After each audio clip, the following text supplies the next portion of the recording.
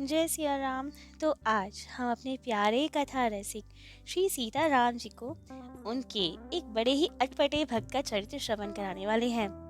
ऐसे भक्त जो देखा जाए तो अवगुणों के भंडार थे, डाकू थे वे, लेकिन एक संत की कृपा हो गई। संत एक पारसमणि के जैसे होते हैं। पारसमणि भी क्यों, पारसमणि से भी बढ़कर होते हैं। पारसमणि तो केवल लोहे को स्वर्ण बनाता है, वो भी स्पर्श करने पर। लेकिन संत वे तो इस तरह के पारसमणि हैं जो कितना भी बड़ा दुर्गुण भरा व्यक्ति हो, लोहा तो बहुत अच्छा है, कंकड़ पत्थर कूड़े जैसा कोई व्यक्ति भी हो, अजीब आचरण वाला भी हो, फिर भी संत की एक कृपा दृष्टि पड़ जाए तो भी उद्धार निश्चित है, भगवत प्राप्ति निश्चित है। सत्संग की भी आवश्यकता नहीं, केवल एक दृष्टि भर में संत तो मैजिक कर देते हैं। संतों की कृपा दृष्टि जिस पे पड़ गई उसका उद्धार निश्चित है। यही इस कथा से हमें समझ आता है। तो आज जिन भक्त का चरित्र श्रवण कराने वाले हैं उनका नाम है श्री घाटम जी, जो कि जाति के एक मीना थे। जयपुर के अंतर्गत खेड़ी ग्राम के निवासी थे। चोरी डाका लूटपाट ये सब इनका पुश्तैनी पेशा था। इनके दादा परदादा कई पीढ़ियां यही सब करती आ रही थी। चोर डकैती लूटपाट इन सब में ही इनकी रुचि थी, यही इनका काम था। तो एक समय की बात, ये भी जंगल गए हुए थे लूटपाट करने के लिए।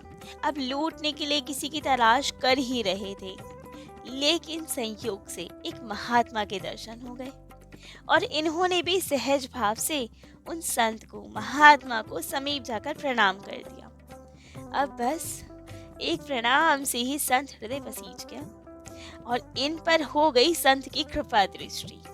अब जब इन्होंने प्रणाम किया तो संत ने आशीर्वाद दिया, परंतु जब देखा तो भाप गए, जान गए कि ये अवश्य ही कोई चोर डाकू है। पूछने पर इन्होंने बता भी दिया कि हाँ, हम तो डकैत हैं, पुश्तैनी काम है हमारा चोरी डकैती करना। तब तो संत ने बहुत ही प्रेम से समझाया, कहा बेटा ये चोरी डाका ये सब बहुत निंदनीय है, इन्हें छोड़ दो, वरना इस लोक में परलोक में दोनों जगह दुर्गति हो जाएगी, सब नष्ट हो जाएगा।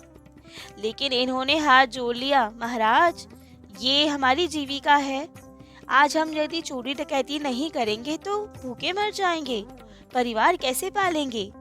इसके अलावा हमें और कुछ नहीं आता, कई पीढ़ियों से हम चोरी डकैती करते आ रहे हैं, पुश्तैनी काम है हमारा ये तो नहीं छूट सकता हमसे। हमारे पिताजी ने मरते समय हमें आज्ञा दी थी, कहा था बेटा अपना पेशा मत छोड़ना। तो बस आप कोई और उपदेश दे तो हम मान भी ले, लेकिन पिता की आज्ञा है ये काम नहीं छोड़ेंगे हम, चोरी डकैती तो नहीं छूटेगा हमसे। लेकिन अब संत ने ठान ली थी उद्धार करने की, तो बस संत ने कहा ठीक है कोई बात नहीं, ये मत छोड़ो, लेकिन यदि हम कुछ और कहें तो मानोगे। इन्होंने कहा हाँ, आप जो उपदेश देंगे सब मानेंगे हम। तो संत ने कहा ठीक है, 4 बातें कहेंगे तुमसे, वो चारों मान लेना, उद्धार निश्चित है, फिर तुम्हारा कल्याण हो जाएगा। तब तो संत ने कहा, पहली बात सत्य बोलना सदा, दूसरी बात खूब साधु सेवा करना, तीसरी बात भगवान जी को अर्पण करके ही प्रसाद पाना, अनिवेदित वस्तु मत पाना, जो भी कुछ हो जैसा भी हो पहले भोग लगाओ उसके बाद पाओ। और चौथी बात, भगवान की आरती आदि जहाँ भी हो रही हो तो आरती का दर्शन अवश्य करना, ठाकुर दर्शन अवश्य करना। तो अब तो घाटम जी ने कहा ठीक है, आपकी ये चारों बातें मानूंगा, लेकिन चोरी डकैती नहीं छोड़ूंगा। संत ने कहा कोई बात नहीं, ये चारों बातें भी मान ली ना तो कल्याण निश्चित है तुम्हारा। तब तो घाटम जी चल दिए अपने रास्ते और संत जी भी भजन करते हुए चले गए अपना। और अब तो संत की आज्ञा अनुसार चोरी आदि जितना सामान इन्हें मिलता सबसे पहले संतों की सेवा करते, और फिर जो धन आदि बच जाता उससे अपने घर परिवार में निर्वाह करते। तो एक समय के बाद अब खूब संत सेवा तो करने लगे थे, लेकिन एक बार बहुत सारे संतों की जमात जा रही थी। अब इन्होंने देखा कि संत जा रहे हैं तो तुरंत सबको दंडवत प्रणाम किया और सबको अपने घर ले आए। सबका आसन आदि लगा दिया गया घर में। परंतु अब तो पता चला कि घर में तो एक दाना अन्न का नहीं है। कैसे संतों की सेवा हो, सारे संतों को बुला तो लिया है, अब भोजन कहाँ से करवाएं। तब तो इन्होंने गांव में गए सबसे कुछ मांगने की कोशिश की, लेकिन अब चोर डाकों के भला कोई क्यों कुछ देगा, सबने मना कर दिया। अब ये बड़े परेशान कि क्या किया जाए, तो सोचा कोई बात नहीं, चलते हैं चोरी करने। गांव के बाहर ही लोगों के खलिहान थे, तो वहीं चले गए ये और एक की राशि में से पर्याप्त गेहूं बांध कर उठा लाए अपने घर पर और खूब आनंद से अब तो संत सेवा होने लगी। परंतु अब मन में भय कि कहीं सुबह जब लोग मेरे चरणों के निशान देखेंगे, उससे पता ना लग जाए, सब कहीं पीछा करते करते हमारे घर तक ना आ जाए, उन्हें पता ना लग जाए कि हमने चोरी की है, दंड मिलेगा वरना फिर तो। यही सोचते सोचते संत सेवा करते करते रात्रि हो गई और ये सो गए। लेकिन ठाकुर जी की ऐसी कृपा, उसी रात खूब सारी आंधी पानी बरस गया और सारे पद चिन्ह का नामो निशान तक मिट गया। अब तो ये बड़े प्रसन्न कि अरे वाह, ठाकुर जी तो बड़ी मदद करते हैं जो संत सेवा करे, वरना अगर आंधी तूफान नहीं आता तो पद चिन्हों से अवश्य पकड़े जाते हम। लेकिन अब तो ठाकुर जी साथ में है तो बिल्कुल निश्चिंत हो गए और प्रेम से अब संत सेवा करने लगे और भाव की जागृति हो गई। अब तो खूब आनंद से संत सेवा चलती, निर्भय हो गए एकदम। ऐसे ही अब एक समय इनके गुरुदेव के यहाँ कोई उत्सव था। अब सुनकर तो बड़े प्रसन्न कि हमें भी जाना चाहिए, गुरुदेव ने हमारा जीवन बदल दिया तो हमें भी जाना चाहिए, उनकी सेवा पूजा करनी चाहिए, उसमें मदद करनी चाहिए। लेकिन पास तो पैसा था नहीं, ना कोई अन्न ना कुछ भी नहीं था, तो कैसे गुरुवन की सेवा हो। तब तो सोचा कि चलो चलते हैं चोरी करने फिर से और उसी धन से गुरुदेव के वहां उत्सव में योगदान देंगे। अब तो आ गए राजा के महल के पास, फौजी का एक वेश बना लिया इन्होंने और वही सिपाही बन के पहुंच गए राजा के अस्तबल में।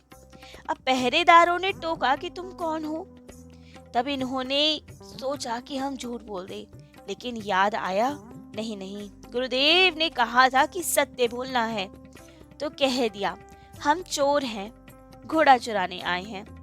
परंतु इनकी वेशभूषा तो किसी फौजी की जैसी थी, तो पहरेदारों को लगा जरूर ये फौज का सरदार होगा, हमसे उपहास कर रहा है, वरना कोई चोर भला क्यों ही बताएगा हम चोर हैं, तो अवश्य ही ये सरदार होंगे, घोड़े देखने आए होंगे। तो कुछ नहीं कहा, हंस दिए बस कि चलो ठीक है, कोई बात नहीं, जाओ आप चुरा लो घोड़ा। और अब कहकर अपनी पहरेदारी करने लगे और ये भी अंदर गए बड़े निर्भय होकर और राजा की सवारी का एक बहुत बढ़िया घोड़ा खोल दिया, उस पे चढ़ गए और बढ़िया सेनापति की भांति बड़े शान से वहां से बाहर आए। किसी ने कुछ भी नहीं कहा उन्हें, क्योंकि सबको तो लग रहा था ये सेनापति है या फौज का ही कोई सरदार है। तो ये भी खूब आनंद से घोड़ा लेकर आने लगे। सोचा यही कि घोड़ा बेचकर खूब सारा धन मिल जाएगा, जिससे गुरुदेव के यहाँ उत्सव में सहयोग हो जाएगा। तो अब बड़े आनंद से घोड़ा लेके जा रहे थे, परंतु कुछ दूर एक मंदिर था जहाँ भगवान जी की मंगला आरती हो रही थी। अब गुरुदेव ने कहा था कहीं पे आरती पूजा हो तो जाके दर्शन अवश्य करना। तो अब उतरे घोड़े से, घोड़े को वहीं बाहर पेड़ पे से बांध दिया और स्वयं मंदिर में चले गए आरती का दर्शन करने। खूब आनंद से ठाकुर के दर्शन कर रहे हैं, आरती का दर्शन कर रहे हैं। और वहाँ राजा के वहाँ जब सवेरा हुआ तब सबको पता चला कि वो सच में ही चोर था। घोड़ा लेकर तो वापस ही नहीं आया वो, तो पता किया गया कौन था, तो पता चल ही गया कि वो तो सच्ची में ही कोई चोर था जो घोड़ा चुरा के ले गया है। अब तो चारों ओर सेना दौड़ पड़ी, चारों दिशाओं में दौड़े पता लगाने की कौन है चोर, कहाँ गया। और पता लगाते लगाते पहुंच गए वहीं पे जहाँ पे घाटम जी ने घोड़ा बांध रखा था। लेकिन अब देखा और सोचा कि घोड़ा तो ये हमारे ही राजा का लग रहा है, लेकिन जब घोड़ा चोरी हुआ वो तो श्याम वर्ण का था। काला घोड़ा चोरी हुआ था, लेकिन ये तो श्वेत है, तो घोड़ा तो हमारा नहीं हो सकता। लेकिन लग तो राजा का ही घोड़ा रहा है, तो क्या बात है ये। इतने में ही अब घाटम जी अंदर से आरती के दर्शन, स्तुति, दंडवत प्रणाम, चरणामृत पान सब करके आ गए बाहर। अब तो वे लोग पहचान गए कि यही था जो घोड़ा चुरा के गया था। पकड़ लिया उन्हें और कहा, सही सही बताओ, घोड़ा कहाँ है जो तुमने चुराया था, और तुम वही चोर हो ना। तब तो घाटम जी ने कह दिया सत्य सत्य कि जी मैंने ही घोड़ा चुराया था, मैंने तो बताया ही था आपको कि मैं चोर हूँ, घोड़ा चुराने आया हूँ। आप ही ने विश्वास नहीं किया। तब तो सिपाहियों ने कहा ठीक है, लेकिन घोड़ा दो हमारा, कहाँ है वो घोड़ा। तब तो घाटम जी ने कहा, ये रहा आपका घोड़ा। नहीं नहीं, ये तो घोड़ा नहीं है, हमारा घोड़ा श्याम वर्ण का था, ये तो श्वेत है।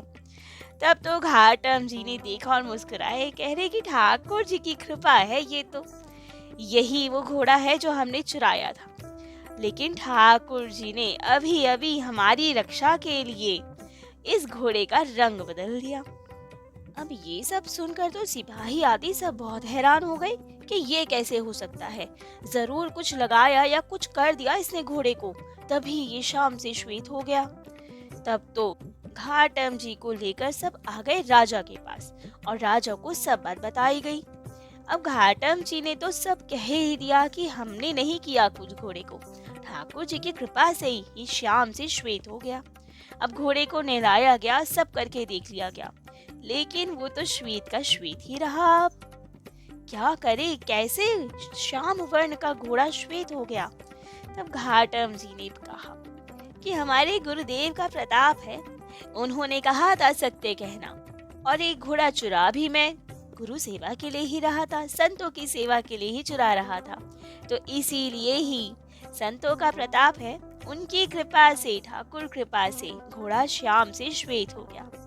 अब इनकी गुरु निष्ठा देख के, सत्यवादिता देख कर और ठाकुर जी की कृपा जानकर इन पे राजा ने भी श्री घाटम जी के चरणों में प्रणाम किया और गुरुदेव के उत्सव के लिए इनकी स्वयं की जीविका के निमित्त बहुत सारा इन्हें भूमि, धन आदि भेंट किया।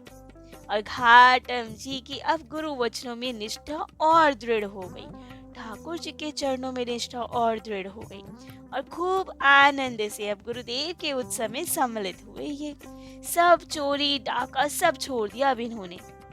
परंतु अब हृदय में एक ग्लानि, सोचा कि मैं गुरुदेव की आज्ञा का कब से पालन कर रहा हूँ, उनके बताए हुए पथ पे चल रहा हूँ, सब बात मानता हूँ उनकी, अब तो चोरी आदि भी छोड़ दी, लेकिन ठाकुर जी मुझे दर्शन नहीं देते। मेरी मदद खूब करते, अपनी कृपा करते हैं, लेकिन कभी अनुभव नहीं कराते, दर्शन नहीं देते। तो अब तो बहुत आर्त होकर, दुखी होकर इन्होंने एक पद गाया। इन्होंने कहा, पहले तो मैं यूं ही खाता, अब तो नहाकर खावा छा, गले में माला माथे तिलक, थारे निमित लगा वाछा, महाने तो एता करी दीना, थाने की ना काई, घाटम दास जाति को मीना, तारोगे के नाई।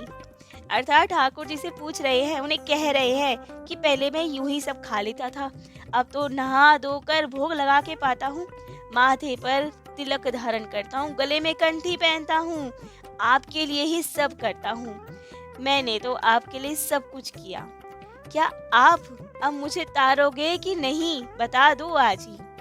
और इनका यही प्रेम भरा उपालंब सुनकर ठाकुर जी तत्काल प्रकट हो गए, इनको दर्शन दिए अपने।